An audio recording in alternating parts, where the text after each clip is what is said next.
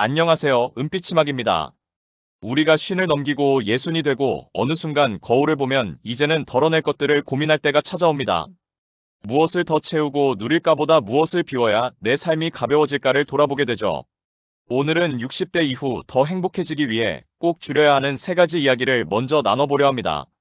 소유욕, 비교, 고집. 이 세 가지는 눈에 보이지 않는 짐처럼 우리 마음을 무겁게 하고 관계를 힘들게 합니다. 먼저 소유욕입니다. 살다 보면 집안 곳곳에 물건이 쌓여갑니다. 찬장을 열면 영양제통이 줄지어 있고 냉장고는 홍삼, 유산균, 오메가 같은 건강식품으로 가득 차 있습니다.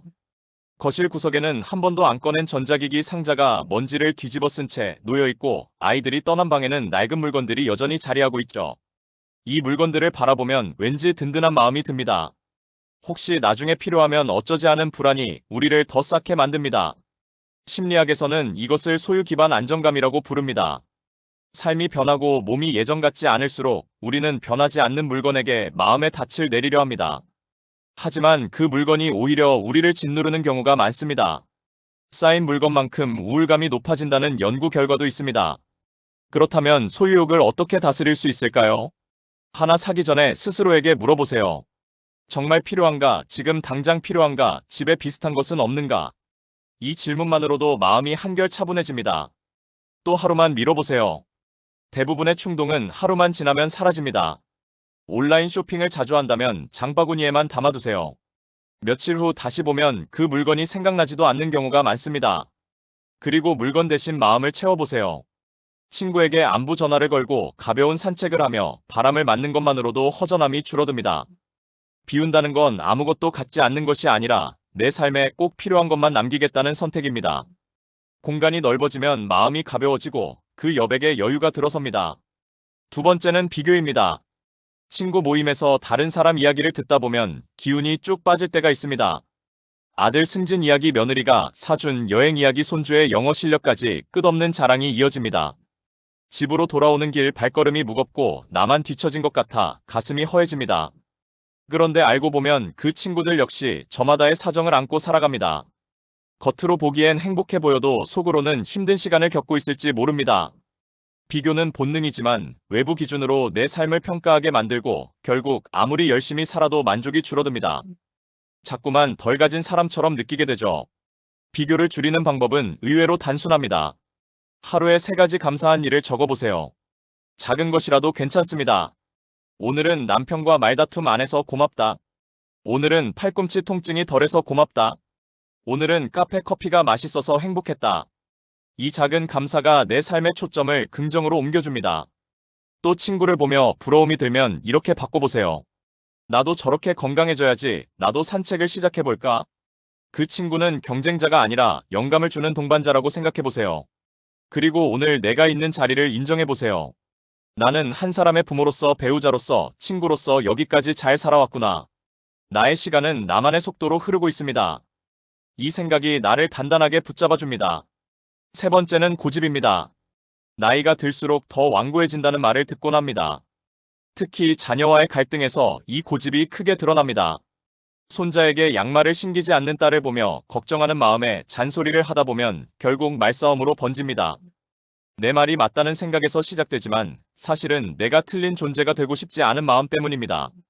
심리학에서는 이것을 자기 확증 편향이라고 부릅니다. 한번 믿은 생각은 그 이후의 모든 판단을 그 믿음을 증명하려는 방향으로만 해석하게 되죠. 하지만 그 고집이 사랑하는 사람과의 관계를 멀어지게 한다면 내려놓을 용기도 필요합니다. 고집을 줄이는 연습은 아주 작은 습관부터 시작할 수 있습니다. 감정이 올라올 때 단 3초만 멈추세요. 숨을 깊이 들이마시고 눈을 맞춰보세요.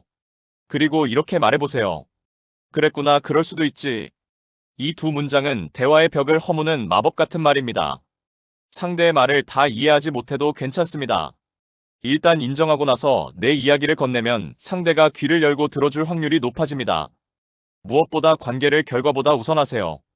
이 갈등을 해결하는 것보다 이 관계를 지킬 수 있는지가 더 중요합니다. 사랑은 내가 옳다고 주장하는 순간 멀어집니다. 내 경험이 틀린 것은 아니지만 그 경험을 살짝 내려놓을 줄 아는 용기가 지금 내 가족을 더 따뜻하게 만듭니다. 이 세 가지 소유욕, 비교, 고집은 줄일수록 삶이 한결 가벼워집니다. 물건이 줄어들면 집안 공기가 맑아지고 마음이 여유로워집니다. 비교를 줄이면 작은 것에도 감사할 줄 아는 힘이 생기고, 고집을 줄이면 가족의 얼굴에 미소가 돌아옵니다. 여러분, 오늘 하루 단 하나만이라도 덜어내보세요. 그 작은 선택이 내일의 행복을 위한 가장 큰 시작이 될 수 있습니다. 우리가 쉰을 넘기고 예순이 되고 어느 순간 거울을 보면 이제는 채우는 것보다 비우는 것을 고민할 때가 찾아옵니다. 무엇을 더 얻을까 보다 무엇을 덜어내야 내 삶이 가벼워지고 마음이 편해질까 고민해야 할 시기입니다. 오늘은 60대 이후 더 행복해지기 위해 반드시 줄여야 하는 6가지를 나눠보겠습니다. 소유욕, 비교, 고집, 기대, 부정적인 말, 그리고 두려움. 이 6가지는 눈에 보이지 않는 짐처럼 우리 마음을 무겁게 만들고 관계를 지치게 합니다. 먼저 소유욕입니다. 살다 보면 집안 곳곳에 물건이 쌓여갑니다. 찬장을 열면 영양제통이 줄지어 있고, 냉장고는 홍삼, 유산균, 오메가 같은 건강식품으로 가득 차 있습니다. 거실 구석에는 쓰지 않는 전자기기 상자가 먼지를 뒤집어 쓴 채 놓여 있고, 아이들이 떠난 방에는 낡은 물건들이 여전히 자리하고 있죠. 이 물건들을 바라보면 왠지 든든한 마음이 듭니다. 혹시 나중에 필요하면 어쩌지 하는 불안이 우리를 더 쌓게 만듭니다. 심리학에서는 이것을 소유 기반 안정감이라고 부릅니다. 삶이 변하고 몸이 예전 같지 않을수록 우리는 변하지 않는 물건에게 마음의 닻을 내리려 합니다. 하지만 그 물건이 오히려 우리를 짓누르는 경우가 많습니다. 쌓인 물건만큼 우울감이 높아진다는 연구 결과도 있습니다. 소유욕을 다스리는 방법은 의외로 간단합니다. 하나 사기 전에 스스로에게 물어보세요. 정말 필요한가? 지금 당장 필요한가? 집에 비슷한 것은 없는가? 이 질문만으로도 소비 욕구의 대부분이 사라집니다. 또 하루만 미뤄보세요. 대부분의 충동은 하루만 지나면 사라집니다. 온라인 쇼핑을 자주 한다면 장바구니에만 담아두세요. 며칠 뒤 다시 보면 그 물건이 생각나지도 않는 경우가 많습니다. 그리고 물건 대신 마음을 채워보세요. 친구에게 안부 전화를 걸고 가벼운 산책을 하며 바람을 맞는 것만으로도 허전함이 줄어듭니다. 비운다는 건 아무것도 갖지 않는 것이 아니라 내 삶에 꼭 필요한 것만 남기겠다는 선택입니다. 공간이 넓어지면 마음이 가벼워지고 그 여백에 여유가 들어섭니다. 두 번째는 비교입니다. 친구 모임에서 다른 사람 이야기를 듣다 보면 기운이 쭉 빠질 때가 있습니다. 아들 승진 이야기, 며느리가 사준 여행 이야기, 손주의 영어 실력까지 끝없는 자랑이 이어집니다. 집으로 돌아오는 길 발걸음이 무겁고 나만 뒤처진 것 같아 가슴이 허해집니다. 그런데 알고 보면 그 친구들 역시 저마다의 사정을 안고 살아갑니다. 겉으로 보기엔 행복해 보여도 속으로는 힘든 시간을 겪고 있을지 모릅니다. 비교는 본능이지만 외부 기준으로 내 삶을 평가하게 만들고 결국 아무리 열심히 살아도 만족이 줄어듭니다. 비교를 줄이는 방법은 하루에 3가지 감사한 일을 적어보는 것입니다. 오늘은 남편과 말다툼 안 해서 고맙다. 팔꿈치 통증이 덜해서 고맙다. 카페 커피가 맛있어서 행복했다. 이 작은 감사가 내 삶의 초점을 긍정으로 옮겨줍니다. 또 친구를 보며 부러움이 들면 이렇게 바꿔보세요. 나도 저렇게 건강해져야지. 나도 산책을 시작해볼까? 그 친구는 경쟁자가 아니라 영감을 주는 동반자라고 생각해보세요. 그리고 오늘 내가 있는 자리를 인정해보세요. 나는 한 사람의 부모로서, 배우자로서, 친구로서 여기까지 잘 살아왔구나. 나의 시간은 나만의 속도로 흐르고 있습니다. 이 생각이 나를 단단하게 붙잡아줍니다. 세 번째는 고집입니다. 나이가 들수록 더 완고해진다는 말을 듣곤 합니다. 특히 자녀와의 갈등에서 이 고집이 크게 드러납니다. 손자에게 양말을 신기지 않는 딸을 보며 걱정하는 마음에 잔소리를 하다 보면 결국 말싸움으로 번집니다. 내 말이 맞다는 생각에서 시작되지만 사실은 내가 틀린 존재가 되고 싶지 않은 마음 때문입니다. 심리학에서는 이것을 자기 확증 편향이라고 부릅니다. 한번 믿은 생각은 그 이후의 모든 판단을 그 믿음을 증명하려는 방향으로만 해석하게 되죠. 하지만 그 고집이 사랑하는 사람과의 관계를 멀어지게 한다면 내려놓을 용기도 필요합니다. 고집을 줄이는 연습은 아주 작은 습관부터 시작할 수 있습니다. 감정이 올라올 때 단 3초만 멈추세요. 숨을 깊이 들이마시고 눈을 맞춰보세요. 그리고 이렇게 말해보세요. 그랬구나, 그럴 수도 있지. 이 두 문장은 대화의 벽을 허무는 마법 같은 말입니다. 상대의 말을 다 이해하지 못해도 괜찮습니다. 일단 인정하고 나서 내 이야기를 건네면 상대가 귀를 열고 들어줄 확률이 높아집니다. 무엇보다 관계를 결과보다 우선하세요. 이 갈등을 해결하는 것보다 이 관계를 지킬 수 있는지가 더 중요합니다. 사랑은 내가 옳다고 주장하는 순간 멀어집니다. 내 경험이 틀린 것은 아니지만 그 경험을 살짝 내려놓을 줄 아는 용기가 지금 내 가족을 더 따뜻하게 만듭니다. 네 번째는 기대입니다. 기대는 사랑의 또 다른 표현입니다. 하지만 동시에 상처의 씨앗이 되기도 합니다. 생일 아침 휴대폰을 붙잡고 연락을 기다리다 하루가 다 가도록 소식이 없으면 서운함이 밀려옵니다. 내가 이만큼 했으니 이 정도는 해주겠지 하는 마음의 계산서가 맞춰지지 않으면 마음이 공허해집니다. 기대가 높을수록 실망도 커집니다. 특히 가장 가까운 가족에게 가장 큰 상처를 받게 되는 이유가 바로 여기에 있습니다. 기대에서 벗어나려면 먼저 내가 바라는 것을 인정하는 것부터 시작해야 합니다. 생일에 연락을 받고 싶은 마음, 손주가 먼저 인사해 주길 바라는 마음. 이런 감정을 글로 써보면 그 감정이 조금 객관적으로 보입니다. 그 다음에는 이해로 바꾸는 연습을 해보세요. 아들이 바빠서 연락을 못했을 수도 있지. 며느리도 아이 키우느라 정신이 없겠지. 이렇게 스스로에게 말해보세요. 사랑하지 않아서가 아니라 여유가 없어서일 수도 있다는 이해가 들어오면 서운함이 조금 줄어듭니다. 그리고 내가 나를 챙기는 습관을 만드세요. 기념일에 누군가 챙겨주길 바라기보다 내가 나에게 선물을 해보세요.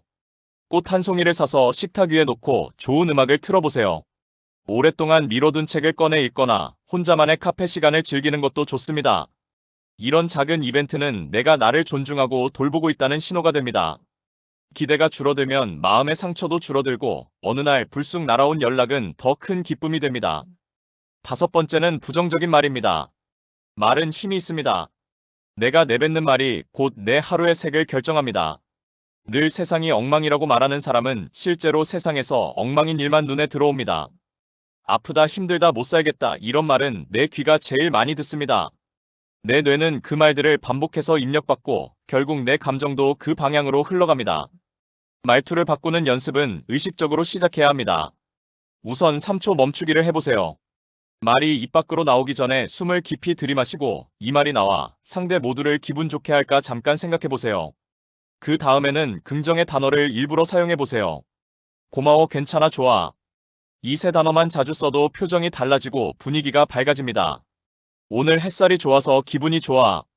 버스를 놓쳤지만 덕분에 앉아 쉴 시간이 생겼어. 무릎이 아프지만 그래도 걸을 수 있어서 감사해. 이런 말은 억지로라도 해보는 것이 좋습니다. 말이 바뀌면 생각이 바뀌고 생각이 바뀌면 하루의 톤이 바뀝니다. 마지막은 두려움입니다. 나이가 들수록 새로운 것을 시작하는 것이 겁이 납니다. 내가 거기 가서 민폐가 되면 어쩌나. 젊은 사람들 속에서 나만 어색하면 어쩌나. 이런 생각이 앞서서 시도조차 못하고 포기해버립니다. 하지만 두려움은 아직 일어나지도 않은 일을 미리 상상하는 데서 생깁니다. 실패할까봐, 비난받을까봐, 창피당할까봐 스스로 막아버리는 것이죠. 두려움을 줄이는 첫 번째 방법은 아주 작게 시작하기입니다. 걷기 운동도 1시간씩 하겠다고 다짐하지 말고 오늘은 집 앞에서 10분만 걸어보자고 시작해보세요. 스마트폰 배우기도 앱 하나만 깔아보는 것으로 시작하고 주민센터 강좌도 한 번만 청강해보겠다고 생각하면 마음이 한결 편해집니다. 작은 성공 경험이 쌓이면 두려움은 점점 줄어듭니다. 두 번째는 함께할 사람을 찾는 것입니다. 혼자 가려면 겁이 나지만 친구와 함께 가면 훨씬 쉽습니다. 이웃과 함께 산책을 하거나 같이 취미 수업을 등록해보세요. 누군가와 함께하면 실패에 대한 두려움도 줄고 즐거움은 배가 됩니다. 세 번째는 결과보다 경험에 집중하는 것입니다. 완벽하게 해야 한다는 부담을 내려놓으세요. 하다가 그만둬도 괜찮습니다. 중요한 것은 도전했다는 경험 자체입니다. 그 경험은 내일의 자신감을 만들어주고 삶의 활력을 불어넣어줍니다. 6가지 모두 한 번에 줄이지 않아도 괜찮습니다. 단 하나만이라도 덜어내면 그만큼 내 삶에 여백이 생기고 그 안에 기쁨이 들어올 공간이 생깁니다. 소유욕을 줄이면 삶이 가벼워지고 비교를 줄이면 내 삶의 만족이 올라갑니다. 고집을 줄이면 관계가 따뜻해지고 기대를 줄이면 마음의 상처가 줄어듭니다. 부정적인 말을 줄이면 웃음이 많아지고 두려움을 줄이면 새로운 나를 만날 용기가 생깁니다. 오늘 이야기 공감이 되셨다면 구독과 좋아요 꼭 눌러주시고 여러분은 어떤 것을 가장 먼저 줄이고 싶은지 댓글로 나눠주세요. 여러분의 경험과 생각이 다른 사람에게 큰 위로와 지혜가 될 거예요. 오늘도 은빛 치맛과 함께 해주셔서 감사합니다.